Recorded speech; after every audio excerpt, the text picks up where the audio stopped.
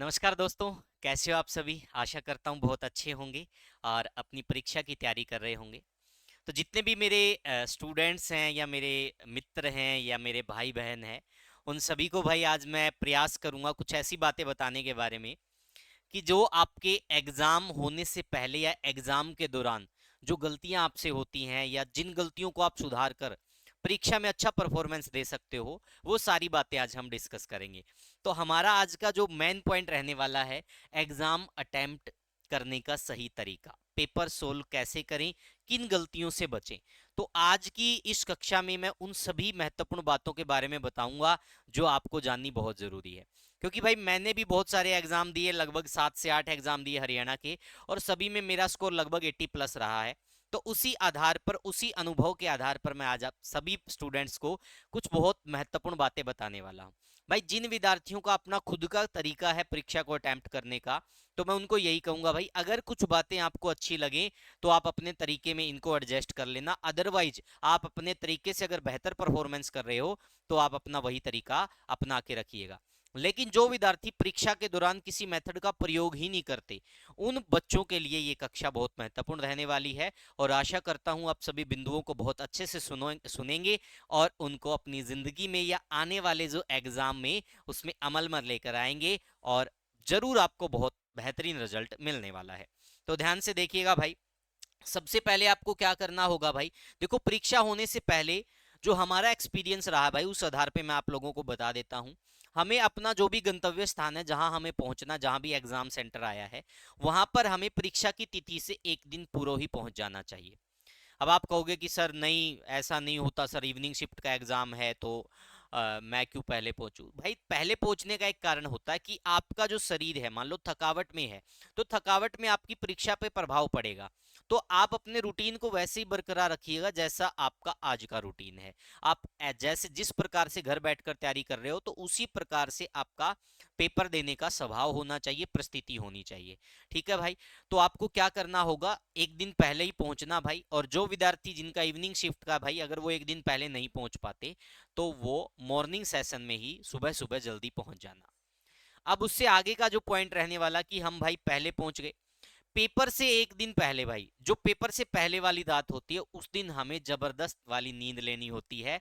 बिल्कुल आराम से सोना होता है, बिना किसी स्ट्रेस के। बहुत सारे विद्यार्थी क्या करते हैं, पढ़ते रहते हैं, पढ़ते रहते हैं, पढ़ते रहते हैं, पूरा दिन उनके दिमाग में, जितने उनके दिमाग के अंदर कैपेसिटी होती है कुछ चीज को रीड करने की, याद करने की, वो उलझ कर रह जाती है। वो कहते हैं ना, गरारी का उलझना, तो वो गरारी नहीं उलझानी भाई। हमें अपने दिमाग को स्थिर रखना है, शांत रखना है, क्योंकि कल वाले दिन जो परफॉर्मेंस रहने वाली है, वो आपकी 6 महीने की तैयारी को प्रेजेंट करने वाली है। तो हमें बहुत शांत रहना है और साथ ही साथ अपने दिमाग के ऊपर किसी प्रकार का स्ट्रेस नहीं आने देना। तो नींद उसके लिए बहुत जरूरी है। तो आपको पेपर से पहले वाली रात बहुत अच्छे से शांति से सोना चाहिए। अब उससे आगे की बात बता देता हूं भाई। आपको कोई भी ऐसा खाना नहीं लेना चाहिए जिससे आपके डाइजेशन में प्रॉब्लम हो, क्योंकि बहुत सारे बच्चों को आपने देखा होगा, मोस्टली स्टूडेंट्स को क्या होती है भाई, एसिडिटी की प्रॉब्लम आजकल एक कॉमन सी बात है। तो वो एसिडिटी प्रॉब्लम से क्या होता है, बहुत सारे स्टूडेंट्स को सिर में पेन हो जाता है, बहुत सारे को पेट में दर्द होगा, किसी को खट्टी डकारें आएंगी, तो वो प्रभाव डालती है एग्जाम के ऊपर भाई। आप सोचते होंगे कि ये चीजें नहीं प्रभाव डालती, लेकिन ये चीजें भी प्रभाव डालती है। अगर आपके सिर में दर्द है तो फिर समस्याएं हो जाएंगी। ठीक है भाई। तो जिन बच्चों को भाई ऐसी कोई प्रॉब्लम है, वो अपने सफर को समय रहते ही तय कर लें भाई। और इसके साथ साथ आपको क्या करना है, इसके साथ साथ आपको अपने दिमाग को शांत रखना। जिनकी पहले से कोई मेडिसिन चली हुई है, अपनी दवाइयां टाइम टू टाइम लेते रहें और कोई स्ट्रेस नहीं लेना। चलो भाई, हम परीक्षा स्थल पर पहुंच चुके हैं। तो परीक्षा स्थल पर जाने के बाद आपको सबसे पहले देखो भाई, समय से पहले क्या करना है, हमें एग्जाम सेंटर पर पहुंच जाना है। तो जितने भी साथी हैं, समय से पहले ही पहुंच जाओ, क्योंकि अगर आप समय से पहले नहीं पहुंचोगे तो आपको परीक्षा में बैठने का मौका ही नहीं दिया जाएगा। तो ये लाइन आपके लिए बहुत जरूरी है। उसके बाद भाई, सभी आवश्यक वस्तुएं व सामग्री साथ रखें। यानी जो जो जरूरी दस्तावेज है, डॉक्यूमेंट है, वो आपके पास होने चाहिए। जो इंस्ट्रक्शन आपको दिए गए हैं, उस आधार पर जो चीजें मांगी गई हैं, वो सभी आपके पास में होनी चाहिए। सभी आवश्यक निर्देशों की पालना करें। अब बहुत सारे विद्यार्थी क्या कहेंगे भाई कि सर ये वाली लाइन तो आप क्यों लिख रहे हो? तो मैं ये इसलिए लिख रहा हूँ भाई, बहुत सारे बच्चे क्या करते हैं, मान लो कि कई बार क्या होता है कि जो भी गोल्ड की वस्तुएं होती हैं, कड़ा होता है, चैन होता है, घड़ी होता है, पहले से इंस्ट्रक्शन दे देते हैं कि ये अलाउड नहीं है, और फिर भी बच्चे उनको लेकर जाते हैं। और वहां पर जाकर फिर क्या होता है, उनका झगड़ा होता है, और उस झगड़े का प्रभाव सिर्फ पेपर के ऊपर पड़ता है। तो हमें किसी से कोई झगड़ा नहीं करना, बिल्कुल शांति से पेपर देना है। तो उसके लिए आप जितने भी आवश्यक निर्देश है उन सभी की बहुत अच्छे तरीके से क्या करेंगे, पालना करेंगे। तो यहां तक हमारी चीजें क्लियर है। अब क्या हो गया भाई, हम परीक्षा की जो हमारी दी गई है जगह, वहां पर हम पहुंच गए हैं। तो वहां पर आपको क्या करना भाई, आपको बहुत अच्छे अच्छे बातें करनी, बहुत अच्छी अच्छी, और एक फ्रेंडली नेचर, फ्रेंडली बिहेव के साथ सभी के साथ पेश आना है। कोई लड़ाई झगड़ा नहीं करना, और प्रयास करना है भाई आप जितना भी अपने आप को शांत रख सको तो शांति रखना है। ठीक है भाई। अब परीक्षा होने से पहले क्या होता है भाई, 2 घंटे का समय मिलता है, 1 से 2 घंटे का। तो उस दौरान का जो समय बहुत महत्वपूर्ण है, वहां आपको नर्वस नहीं होना भाई। ठीक है, अपने आप को बिजी रखिएगा आप बातों में। ठीक है, किसी को फ्रेंड बना लिया, कुछ बातें डिस्कस कर ली। ठीक है, तो इस प्रकार की बातों में अपने आप को बिजी रखिएगा और शांत रखिएगा भाई। उसके बाद देखो, जैसे ही पेपर आता है, एग्जाम हॉल में हमारी एंट्री होती है। तो एंट्री होने पर हमें पेपर को बहुत अच्छे से चेक करना है कि भाई ये प्रॉपर तरीके से सील पैक था, किसी का कटा फटा पेपर तो नहीं आ गया। ठीक है भाई, गलत प्रिंटिंग तो नहीं है। तो इस प्रकार की चीजें हम अच्छे से चेक कर लेंगे। ठीक है भाई। उसके बाद हम देखेंगे ओएमआर में गोला या जानकारी अच्छे से भरे। ये सबसे ज्यादा महत्वपूर्ण है भाई, चाहे आपके 2 से 3 मिनट इसमें लग जाएं, लेकिन ये बहुत जरूरी है। क्योंकि अगर शुरुआत में ही कोई गोला गलत भरा गया या जानकारी गलत भरी गई, तो उसका स्ट्रेस पूरे पेपर पर आ जाता है भाई। जो आपके माइंड पर स्ट्रेस आता है वो पूरे पेपर को प्रभावित कर देगा। तो इस बात को बहुत ध्यान से देखना है, पेपर को अच्छे से चेक करना, और ओएमआर में गोला या जानकारी बहुत ध्यान से भरनी है। ठीक है भाई। क्योंकि इस वजह से क्या पता आपका पेपर कितना ही अच्छा हुआ हो, आपका पूरा पेपर चेक ही ना हो। तो 2 मिनट का समय इसको अच्छे से दे देना भाई, पेपर को अच्छे से चेक कर लेना, ओएमआर या गोला अच्छे से भरे भाई। अब उससे आगे क्या होता, पेपर हल भाई। पेपर हल करने के लिए हम कुछ राउंड्स का प्रयोग करेंगे, यानी 1 2 3 4 4 राउंड में मैं आपका पेपर आपको कहूंगा कि आपको कंप्लीट करना है। क्योंकि मैं भी लगभग इन्हीं तरीकों का प्रयोग करता था, तो मेरा समय से लगभग 15 से 20 मिनट पहले पेपर खत्म हो जाता था। और मैं आपको लगभग मेरा स्कोर बता देता हूं भाई। मेरा एग्रीकल्चर इंस्पेक्टर के अंदर स्कोर था 82, फूड सप्लाई सब इंस्पेक्टर के अंदर स्कोर था 79, क्लर्क के अंदर स्कोर था मेरा 83, और इसके अतिरिक्त एमपीएसडब्ल्यू मेल का जो एग्जाम था उसमें मेरा स्कोर था 80 में से 64। तो बहुत सारे लैब अटेंडेंट का जो एग्जाम था उसमें मेरा 83 स्कोर था। तो ये मुझको लगभग स्कोर याद है, तो मैंने आपको बता दिया। तो ये इन्हीं प्रकार की मेथड्स को प्रयोग करके मैंने अर्जित किया था ये स्कोर भाई।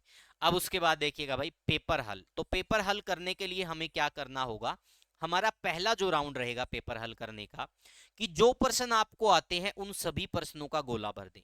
मान लो कि पूरे पेपर में से आपको आते हैं 45 क्वेश्चन, 35 क्वेश्चन, 40 क्वेश्चन।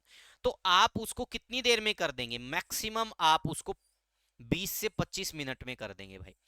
ठीक है भाई, मैक्सिमम आप कितनी देर में कर देंगे, यानी कि आप पूरे पेपर से गो थ्रू हो जाइएगा, और जो प्रश्न आपको आते हैं वो सारे आप अच्छे से कवर कर लेंगे।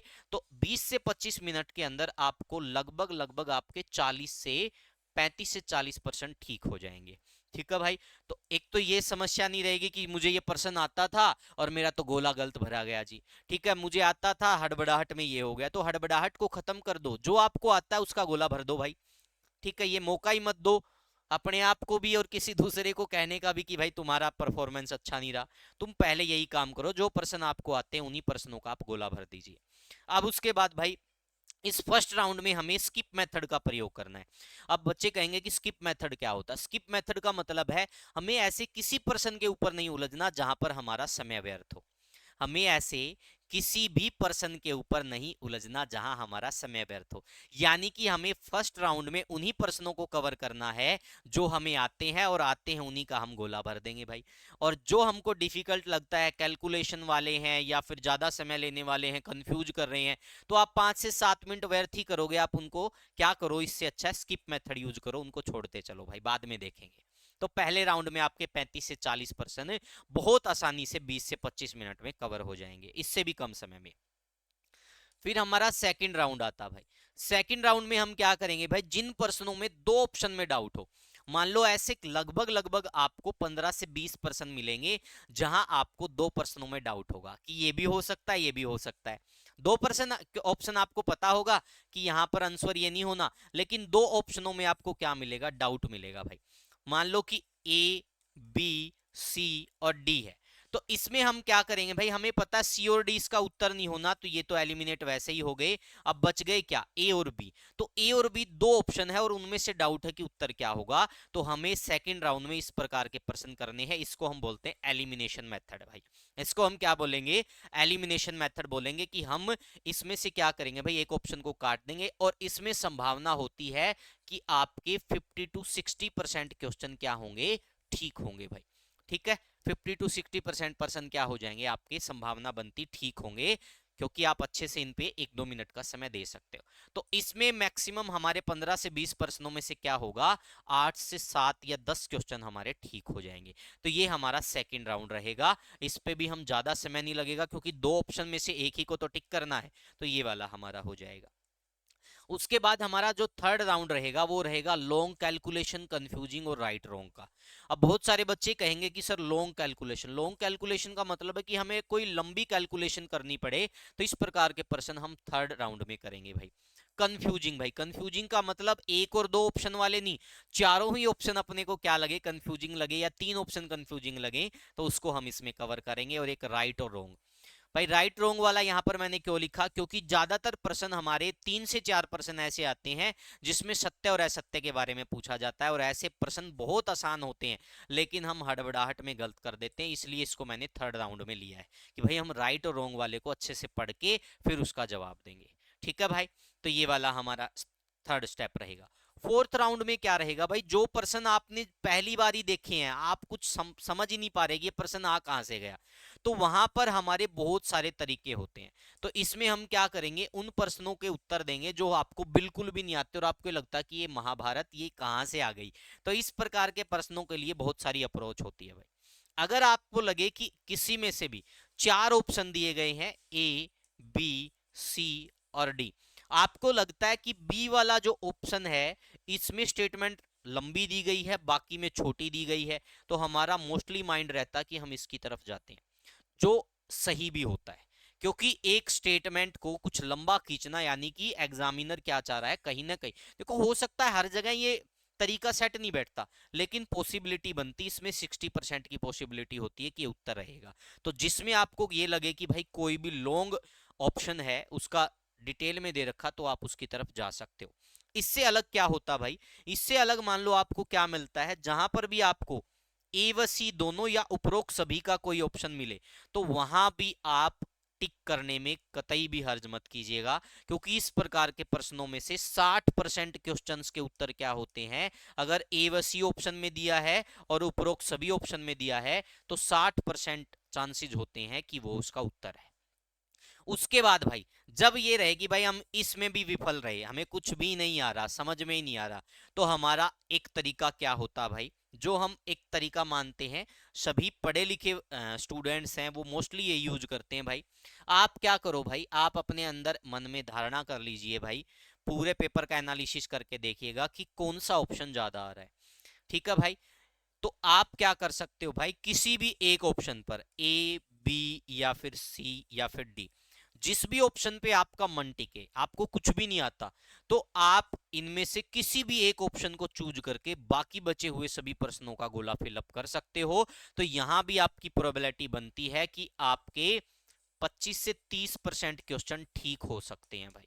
ठीक है, ठीक हो सकते हैं, ये मत सोचना कि पक्का ही ठीक होंगे, ये कतई मत सोचना, क्योंकि आपके दिमाग में क्या होगा, सर ने बताया तो सारे ठीक होंगे। ठीक होने की संभावना है, ये संभावना 10% भी रह सकती है भाई। कभी ये सोचो कि सर कह रहे हैं तो 25-30% ही होगी, नहीं, ये 10 भी हो सकती है, लेकिन मोस्टली चांसेस होते हैं 25 से 30%।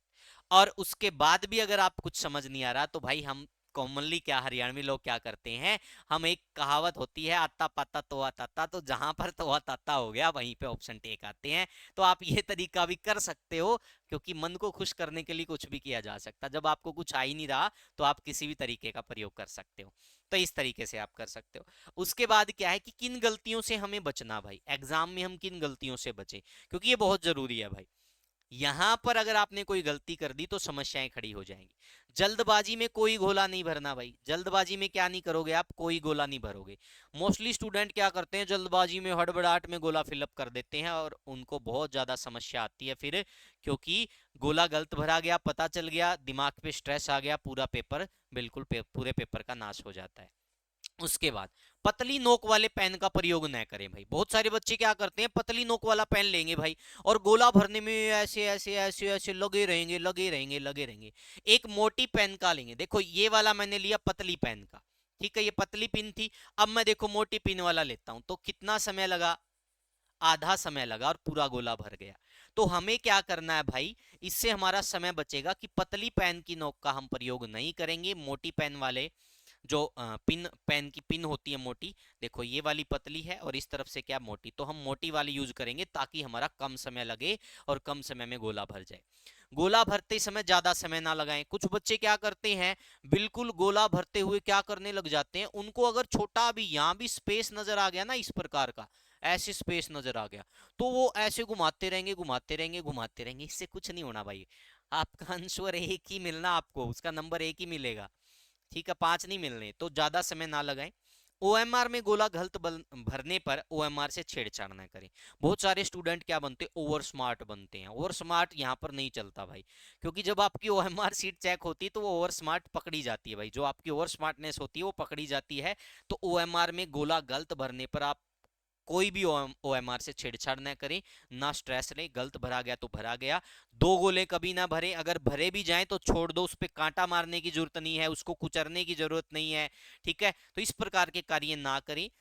तो इन बातों को अगर आप ध्यान में रखते हो और इस तरीके से अगर आप पेपर देते हो, तो मुझे पूरी उम्मीद है कि भाई आप समय से पहले एग्जाम को कवर कर दोगे भाई, और आपका स्कोर भी अच्छा रहेगा। पहले जितना आपका स्कोर आता उससे 4 से 5 क्वेश्चन आप ज्यादा कर पाओगे।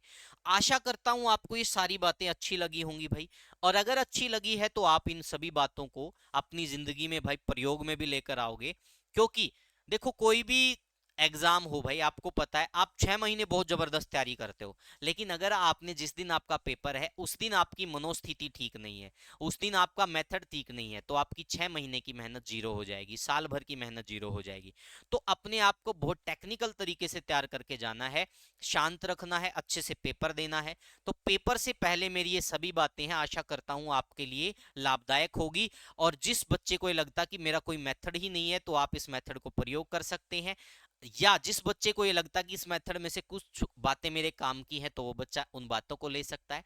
लेकिन जिन बच्चों का मेथड ऑलरेडी उन्होंने अपना तैयार कर रखा है पेपर को अटेम्प्ट करने का और वो अच्छा परफॉर्मेंस दे रहे हैं, तो आप हमारे इस मेथड का प्रयोग कतई ना करें। क्योंकि अगर आप अच्छा पहले से ही कर रहे हो तो बहुत अच्छा करने की जरूरत नहीं है, अच्छे में आपका सिलेक्शन हो जाएगा।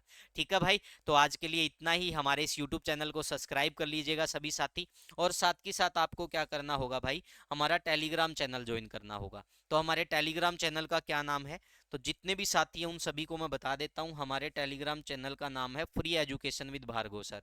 ठीक है भाई, टेलीग्राम चैनल मैं आप लोगों को दिखा देता हूं। तो ये हमारा टेलीग्राम चैनल रहेगा भाई। तो जितने भी साथी हैं इसको ज्वाइन कर लेना। यहाँ पर complete study material free of cost करवाया जाता है। Free education with Bhargav sir के नाम से आपको टेलीग्राम चैनल मिलेगा भाई। और जिन साथियों को हमारी वीडियो अच्छी लगी हो वो इस वीडियो को लाइक कर देना, शेयर कर देना, सब्सक्राइब कर देना, यूट्यूब चैनल से जुड़ जाना। और जिसको ये बातें अच्छी ना लगे तो भाई गाली गलौज कतई मत करना, यूट्यूब के ऊपर आना, वीडियो देखना, अच्छी लगे तो ठीक है वरना डिसलाइक करना और चले जाना। तो आज के लिए इतना ही। Thank you, take care, bye bye. बहुत अच्छे से पेपर देना। आशा करता हूं आप वर्दी में मेरे सामने खड़े होंगे या फिर एक ऑफिसर बनकर मेरे सामने खड़े होंगे और मुझे कहेंगे कि सर आपकी वजह से मेरा सिलेक्शन हो गया, या आपकी बातों ने मेरे सिलेक्शन में बहुत अहम रोल अदा किया, या आपके कंटेंट ने मेरे सिलेक्शन में बहुत रोल अदा किया, तो मुझे बड़ी खुशी होगी। और उम्मीद करता हूं आने वाला जो भविष्य है या फ्यूचर है वो आपका बहुत सुनहरा हो। तो धन्यवाद, आज के लिए इतना ही। Thank you, take care, bye bye.